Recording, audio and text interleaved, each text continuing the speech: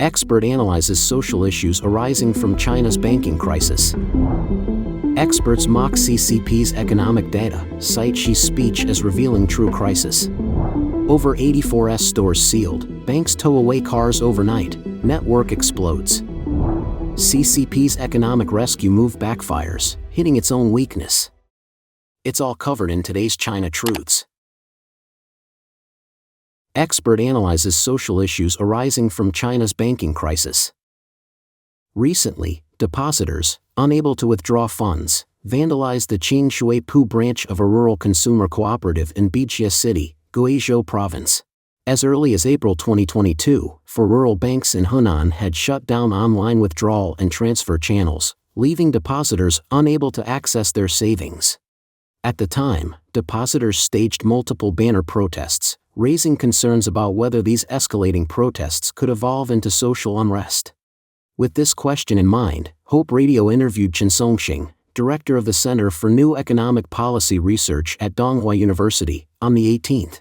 He stated that the crisis in China's real estate industry has now affected the banking sector.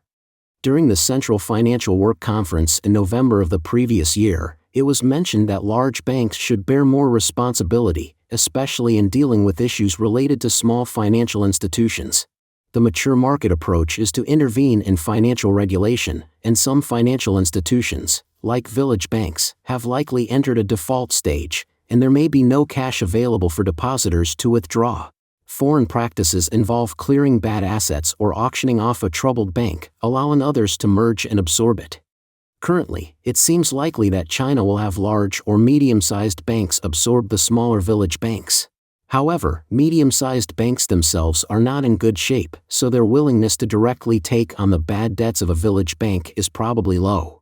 Chen notes that China has over 3,000 financial institutions, and during economic downturns, problems in various regions are surfacing. The entire industry needs a comprehensive cleanup to address the issues in state-owned banks, joint stock banks, city commercial banks, rural commercial banks, and village banks. Failure to resolve these issues may result in liquidity shortages for small and medium-sized banks, leading to depositors being unable to withdraw their funds. This, in turn, could trigger social incidents. In 2022, several banks in Henan experienced major financial incidents, affecting around 400,000 depositors who were unable to access their savings. Many depositors engaged in multiple rights protection and protest activities, all of which were suppressed by the authorities. Chen Songxing commented that when depositors cannot access their money, social crises naturally intensify. Currently, many people in China prefer to keep their money in larger joint stock banks or state-owned banks rather than in smaller banks. This reflects a crisis of confidence that must be swiftly addressed. Otherwise, if the Chinese people lose confidence in the entire financial system, the flow of funds in the market could face significant difficulties, and this is a development worth monitoring. Due to the substantial wealth gap in China itself, especially in rural and remote areas, their lifelong savings are limited. If they discover that their savings cannot be withdrawn for a lifetime, protests of this nature will indeed become more widespread. Experts mock CCP's economic data, cite Xi's speech as revealing true crisis. On January 17, the National Bureau of Statistics released data on the national real estate market for the entire year 2023, stating that the total sales of commodity housing amounted to 11.66 trillion yuan, approximately $1.64 trillion, showing only a 6.5% year-on-year decrease. However, a quick search reveals that the data published by the Bureau for 2022 reported commodity housing sales of 13.33 trillion yuan, approximately $1.87 trillion. This means that sales in 2023 plummeted by a staggering 12.5%, not the 6.5% claimed by the Bureau.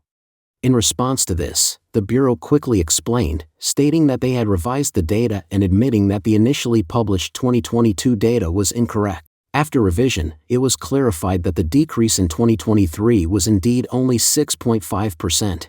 Financial media outlets commented that the National Bureau of Statistics is once again contradicting its data, essentially acknowledging that the previously exaggerated figures cannot be sustained, and they are shamelessly resorting to the excuse of data revision. Also facing scrutiny are the recently released GDP and youth unemployment rate figures. In particular, the unemployment data indicates that the unemployment rate for the age group of 16 to 24 in China was 14.9% in December of the previous year, much lower than the 21.3% reported in June. The Bureau claimed to have adopted a new statistical method, excluding 62 million students, to arrive at the latest unemployment rate. Observers noted that just before the National Bureau of Statistics released this series of data, on January 16, CCP leader Xi Jinping, during a special seminar arranged for leading cadres at the provincial and ministerial levels at the Central Party School, emphasized the need to adhere to the Party Central Committee's leadership in financial work. He called for financial regulation to be vigorous and sharp-edged, and the establishment of a sound risk disposal responsibility mechanism. This includes a stern crackdown on financial crimes and more. Chinese economist Qin Xiaonong, currently residing in the United States, told Radio Free Asia that, considering the officially released data and the signals from the leadership, the economic and financial crisis in China has arrived ahead of schedule, requiring emergency measures. Thus, Premier Li Keqiang must promote China's economic growth rate at the World Economic Forum in Davos to reassure foreign investment and stabilize confidence. The hope is that foreign capital can assist China in overcoming difficulties. Internally, Xi Jinping's speech is issuing instructions to leaders at all levels to rectify China's financial big pot of rice. Qin Xiaonong said, Xi Jinping's words actually convey one thing: the financial crisis has arrived, and conventional means cannot solve it. Therefore, the final order has been given to weather the storm. It mainly targets domestic banks, stating that bank officials and staff are not earnestly addressing the issues, forcing the banks to recover all bad debts. Use any means necessary, otherwise, heads will roll. The so-called sharp edges mean that each cut must draw blood, there can be no leniency. For example, if someone generates bad debt during their tenure, I will now hold you accountable for it. You need to resolve it, and if you can't, I will arrest you. Are you afraid or not? Qin Xiaonong believes that if there were still opportunities for improvement in the Chinese economy, the leadership would not resort to issuing orders. He also emphasized that to address the financial crisis, relying solely on a strong-arm approach will inevitably lead to endless complications and consequences, especially in the banking system. Over 84S stores sealed, banks tow away cars overnight, network explodes. Due to a rupture in the capital chain, Guangdong Yongmeo Investment Group Company, Limited, or Yongmeo, a major automobile dealer in South China, suddenly faced a financial crisis, leading to the abrupt closure of more than 84S stores. Shocking news quickly spread online, suggesting that Yongmeo's owner had absconded abroad with the funds. On the evening of January 17, numerous netizens claiming to be Yongmeo's 4S store employees reported the aforementioned news on short video platforms, Moments, or car enthusiast groups. A sales consultant from a Volvo 4S store under Yongmeo sent a late-night WeChat message to customers, stating that over 80 car brand stores under Yongmeo Group were in an emergency with a risk of bankruptcy and liquidation. He disclosed that the Nanjing store had 28 unpaid cars, and 35 cars awaiting registration due to unpaid purchase taxes. Currently, he has not received instructions on how to proceed. The sales consultant empathetically expressed to the customer, "At this moment, I share the same sentiments with you. You've worked hard to make payments, while we, the employees, are eagerly awaiting our salaries to support our families." Discussions in online groups regarding Yongmeo's crisis were also highly active. Information reveals that Yangao, a major automobile dealer headquartered in Dongguan, was established in 1997, and was once among the top 100 domestic car dealer groups. The company operated more than 20 domestic and foreign car brands, including renowned luxury brands like BBA, joint venture brands like Toyota and Volkswagen, and emerging brands such as Ion, Leapmoon, and Lotus. Its stores spanned across Dongguan, Guangzhou, Shenzhen, Zhongshan, Zhuhai, Huizhou, and other cities. What is the reason for the sudden collapse of large numbers of once famous 4S stores? The full name of the so-called 4S store is an automobile sales service 4S store, representing the four modes of automobile service: sales, service, spare parts, and survey. In the last century, after China began to reform and open up, numerous joint venture automobile companies were established, introducing modern automobile production and sales models from foreign countries. 4S stores emerged across the country, reaching over 30,000 nationwide at the peak of industry development. However, since 2019, there has been a wave of 4S store closures in China, and the trend is worsening. Why do 4S stores suddenly close in large numbers? The public account Kung Fu Motors published an article on January 15 this year discussing the reasons, stating that the primary reason for their inability to operate was new cars not selling and after-sales not making profits. Fierce competition in China's automobile market led to price wars among car manufacturers, resulting in thin profit margins for both the manufacturers and dealers. Additionally, consumers, seeking cost-effective services, increasingly chose third-party shops for vehicle maintenance, impacting the after-sales revenue of 4S stores. The rise of direct sales models also posed a threat to the traditional 4S store model, which incurred high costs for luxurious showrooms and extensive staff. Direct sales models, being more cost-effective, transparent, and trusted by consumers, became more popular.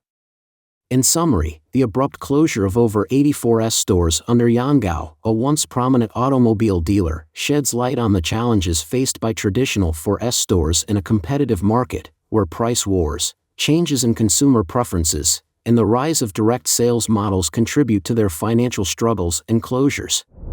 CCP's economic rescue move backfires, hitting its own weakness. According to the Wall Street Journal on January 18, the CCP is directing capital towards factories producing electric vehicles, batteries, and renewable energy equipment as part of its quest for new growth engines.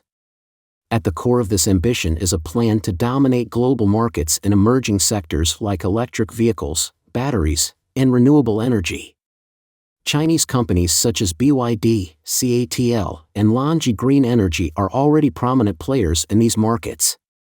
The Chinese government envisions these industries, along with other high-tech manufacturing sectors, leading the way to replace the United States as the world's largest economy. Additionally, it aims to counter the challenges of an aging population and population decline. However, economists identify two significant obstacles. Firstly, the proportion of real estate in China's economy is already very high, and it is not easy to replace it.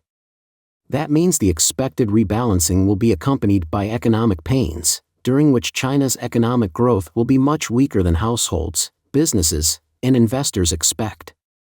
Secondly, many countries, especially large markets such as the United States and Europe, are not very interested in importing the fruits of China's industrial renaissance, and some markets have even raised barriers to Chinese products. This could trigger a new round of tit-for-tat protectionism or put continued pressure on the global economy. Cornell University's trade policy professor and former China director of the International Monetary Fund, IMF, Ishwar Prasad, stated, "If China increases these production capacities, and the country cannot absorb them, then China will be looking for export markets globally. People are worried that China may dominate the global market on its own and completely defeat local manufacturers in various countries." China's economic growth in 2023 is modest at 5.2%, slightly surpassing government targets but lagging behind recent years. A notable highlight is the booming automotive industry, propelling China to become the world's leading car exporter, surpassing Japan. Despite successes in manufacturing, particularly electric vehicles and solar panels, concerns arise over China's economic dependence on real estate and construction, challenging the narrative of manufacturing investment as the primary driver of growth. Experts like Kenneth Rogoff and Yuan Qinyang highlight that, pre-COVID, real estate activities contributed up to 25% of China's GDP, reaching 30% when including infrastructure spending. Despite growth in certain manufacturing sectors, such as electric vehicles, the construction industry remains a vital driver of economic growth. Challenges in the residential real estate sector, leading to unfinished buildings, persist. Although infrastructure investments are expected to rise by 6.5% in 2023, economists, including those at Goldman Sachs, cautioned that the focus on emerging industries may not sufficiently counterbalance broader challenges faced by China's economy. The success of emerging industries, notably China's dominance in electric vehicle exports, is acknowledged, but a Bloomberg commentary warns of associated dangers. While government subsidies contributed to China becoming the top electric vehicle exporter, there are concerns that this success may prompt deeper government intervention, hindering overall economic development. The Xi Jinping administration's emphasis on Communist Party control raises fears that the party-controlled model might be perceived as effective, leading to increased measures to consolidate authority. This could limit the autonomy of enterprises, potentially impeding productivity improvements and worsening youth employment challenges. There is speculation that the Chinese communist regime might face upheaval due to its ambitious plans to lead in new energy technologies. The Wall Street Journal reported that the central government aims to be a global leader in renewable energy. However, a significant challenge is China's substantial energy needs for economic growth and its large population. UBS estimates that to achieve net zero emissions by 2060, China would need to invest $2 trillion annually, challenging the country's economic structure. This would require an investment surpassing 1/10 of China's GDP and exceeding the military budget, potentially causing economic hurdles. The consequences could range from hindering economic growth to the potential risk of losing capital, leading to the upheaval of the CCP regime. Don't forget to leave a comment in the section below to share your opinions on today's topic with us. Make sure to like and subscribe to see more interesting topics from China Truths.